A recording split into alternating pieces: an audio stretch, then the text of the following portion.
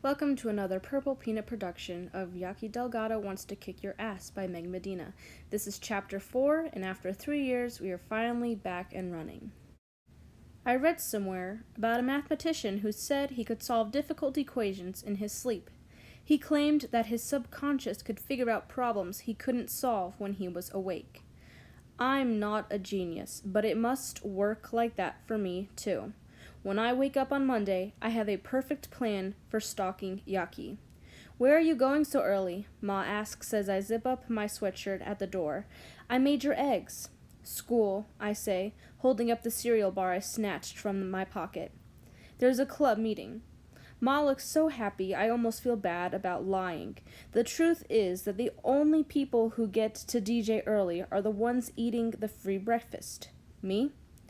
I won't spend a minute more at school than I have to.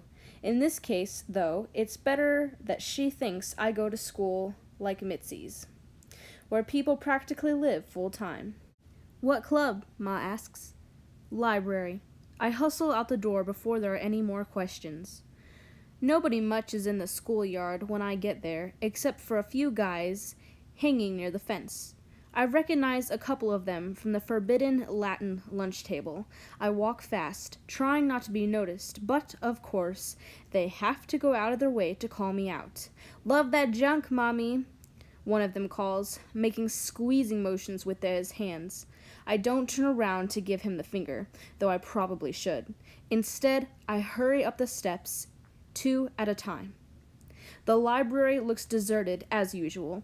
The only time I've seen kids in here is when their teachers bring a class, and even then they look like zombies. I head to the non-fiction stacks, my eyes scanning for my target. If I wasn't in such a hurry, I might browse. I actually like libraries. Not this one, of course, but the fancy ones like New York Public on 42nd Street, where everything is marble and wood and free. Mrs. Resnick took our class there once when Mitzi and I were in elementary school. We went to hear story time, and then we ate hot pretzels on the big steps near the lions. I threw big chunks of mine to the pigeons.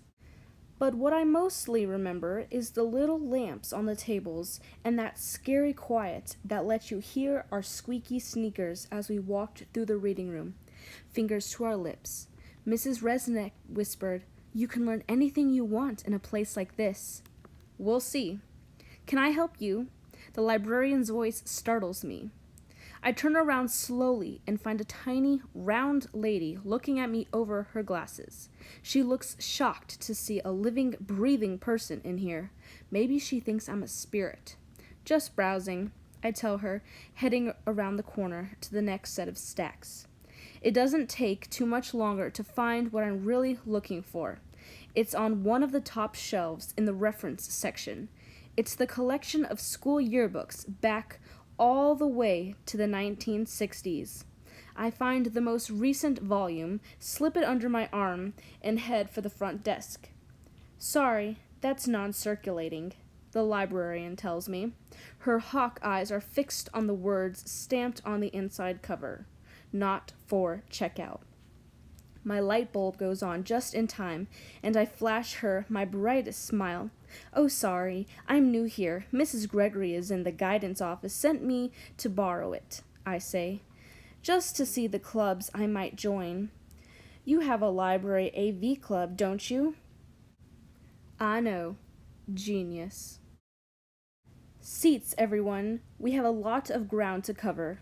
Miss Shepherd rushes in with a pencil stuck behind her ear and a planner crammed with ungraded papers. As teachers go at DJ, she's good.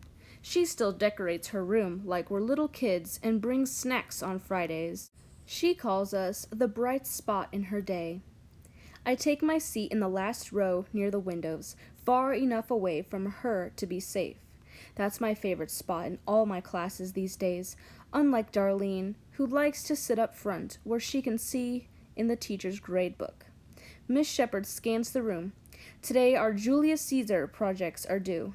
Mitzi helped me sew my toga before she went home Sunday. We braided silk and plastic ivy into the wreath. "Who's first?" I sink into my seat as Miss Shepherd picks her first volunteer. You guessed it, Darlene. She's written a snappy suicide note from Portia to Brutus and is doing a dramatic reading, complete with crocodile tears. I hope Miss Shepherd doesn't pick me to go today. Unfortunately, she calls on me all the time, and I can't seem to dodge her. Last week, I didn't know what to write about for our descriptive essay.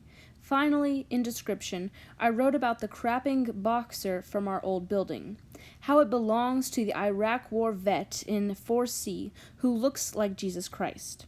Miss Shepherd made a big deal about it, writing long comments in the margins and reading out the part when the boxer gets to stoop and sways on his old legs, with his nose in the air, like he's trying to remember better days. I almost died. Not that I'm not glad she liked it, but couldn't she see my red face and know it was time to back off? Let's face it, standing out can only make a new kid public enemy number 1. Then what? I'll be accused of being stuck up and a suck-up? Better to blend into the herd. Elephant wisdom never fails. I glance at the clock nervously, hoping she doesn't pick me, even though I know Brutus's speech by heart. I have more important things to worry about, namely Yaqui Delgado. Luckily, lots of other people volunteer, so I lay low and page through the yearbook in my lap as the drone of voices fades into the background. One presentation moves to the next, but I'm barely listening. A few kids have produced newspapers reporting Caesar's murder. Another kid made a diorama, although he could have used a little help from Mitzi and me. It's got Lego people stuck in place with Play-Doh, and the crooked columns are made of packing styrofoam. He's better at math, he explains. Not much of an art fan. Darlene is outraged. Her sharp voice makes me look up. How can this project even count for a grade? She demands. Anybody can stick dolls into clay. I did that in 2nd grade. We all have our artistic strengths, Darlene. Miss Shepherd's smile always gets a little tight when Darlene comments. Who's next, anyone? Sally Gyron makes her way to the front of the room. I'm about to start looking through the yearbook again when I notice something else for the first time. Skank is scribbled in ballpoint pen on my desk. I don't know exactly why my heart starts to thump. It's not like there aren't messages and other handiwork all over this school. Take auditorium seat J8. I found out during last week's Expectations of Excellence assembly that it's got a faded image of a penis carved on the armrest. No one likes to sit in the pecker chair for an assembly. People make fun of you for the whole day after that. Ask Rob. Am I sitting in the skank chair and I didn't even know it? Even when I covered the word with my binder, it feels like everyone knows, like the message was meant for me. That's what Yaqui called me, isn't it? Could she have spies in this very room? Could she be creeping on me? I glance around the room for suspects, but everyone has the same bored expression. I open the yearbook and start paging through it as fast as I can. Basketball games, ping pong, yearbook club, drama. I check the cover to make sure it's not a mistake. It's like I'm reading about another place entirely. The school in this book has nothing to do with the place where I spend my days, the place where 3 in 10 of us won't graduate. It doesn't show the empty air around me as I wait alone in the schoolyard, and the bathrooms I won't go into, or the dead look I have to keep on my face as I go from class to class. I turn pages furiously, running my finger down each row until I finally find her. Jacqueline Moriah Delgado. Moriah, quite a name, I note with satisfaction. She's a thin girl with small eyes and hair pulled into a tight bun. She's staring right into the camera, her head tilted in a silly photographer's angle. Someone might call her pretty. I look closely, trying to memorize her grainy 2-inch face. She sits at the lunch table with all the Latin kids. I remember her now. I hate you, her eyes say. Earth to pity. Miss Shepherd is looking over her glasses, and the class is silent. She smiles with that hopeful look on her face, and I realize she's been calling my name. I slide the yearbook back inside my desk and sit up taller. Sorry.